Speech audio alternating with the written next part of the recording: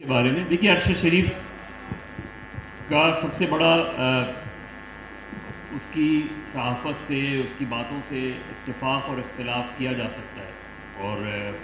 میری بات سے بھی اتفاق اور اختلاف کیا جا سکتا ہے، اور یہی خوبصورتی ہوتی ہے کسی بھی سوسائٹی کی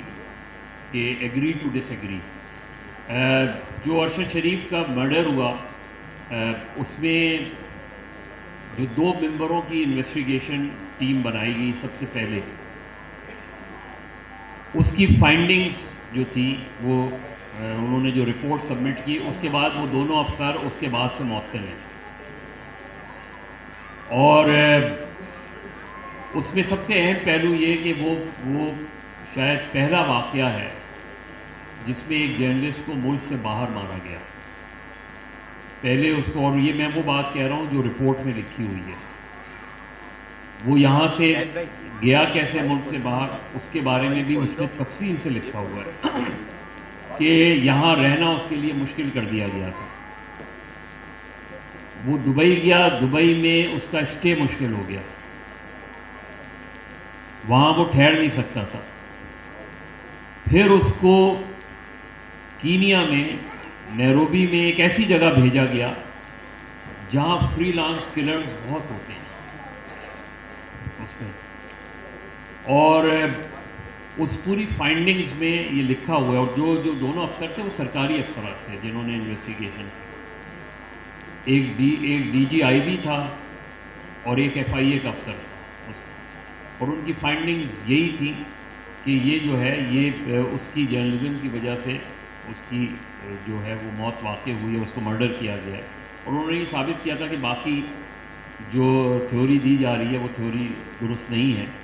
پھر اس نے یہ بھی اس رپورٹ میں لکھا کہ کس طریقے سے ملک بھر میں ارشد شریف کے خلاف ایف آئی آرز کٹوائی گئی، جو کہ نارملی قانونی طور پہ آپ ایک شخص کے خلاف ایک ہی ایف آئی آر کاٹ سکتے ہیں، ہر شہر میں ایف آئی آر نہیں کاٹ سکتے، اور ان ایف آئی آر کو کاٹنے کے دوران جس تھانے میں ایف آئی آر کاٹی جا رہی تھی اس دوران کچھ غیر سیاسی افراد وہاں موجود تھے جن کی موجودگی میں وہ ایف آئی آر کاٹی گئی۔ اب اس کے بعد جب ایسی رپورٹ آئی تو اس کے بعد جو ہے وہ پریشانی ہوئی ان حلقوں میں، لہذا پہلے انہوں نے اس کے حوالے سے ایک جی آئی ٹی بنا دی گئی، جس کے بارے میں برملا کہتا رہا ہوں کہ اس کی ضرورت نہیں تھی، کیونکہ اگر آپ نے 2 ممبرز کی فیکٹ فائنڈنگ رپورٹ بنا لی تھی تو اس کی روشنی میں ہی کارروائی ہونی چاہیے تھی، لیکن جو اس رپورٹ میں جس طرف اشارہ کیا گیا تھا اس طرف کارروائی کرنے کی ضرورت میرا خیال ہے کسی بھی حکومت یا کسی بھی حکمران میں نہیں ہوتی۔ لہذا ارشد شریف کے کیس کا وہی ہوا جو دیگر کیسوں کا ہوا، جس کی مثال ابھی آپ نے دی۔ جو جان محمد مہر کا کیس تھا، میں 1996 سے منیر سانگھی کا کیس فالو کر رہا ہوں، میں 2002 سے ڈینیل پرل کا کیس فالو کر رہا ہوں، 20-25 سال سے۔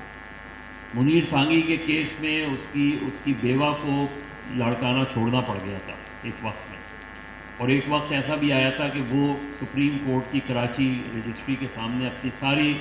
پیپرز جلانے جا رہی تھی، جس کو میں نے جا کے ان سے روکا اس چیز کو، کیونکہ وہ مایوس ہو چکی تھی،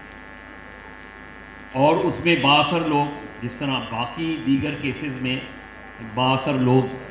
ملوث ہیں، عزیز میمن کا کیس ہے، جان محمد مہر کا کیس ہے،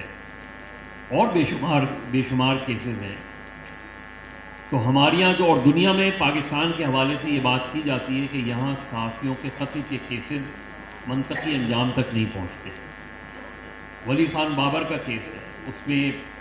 وہ کیس اس حد تک تو گیا کہ اس میں ملزمان کو سزا ہوئی اس کے اندر، اور ان میں سے 2 ملزمان آج بھی جیل میں ہیں، عمر قید کاٹ رہے ہیں۔ لیکن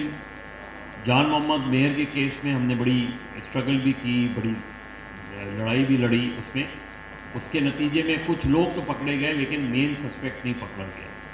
اور یہ کہہ کے جو ہے وہ چیز بات دبا دی گئی تھی کہ جی کچے کے علاقے میں جو ہیں، اور کچے کے علاقے میں جانا بڑا مشکل ہے۔ جو یونین کی بات کی، میرا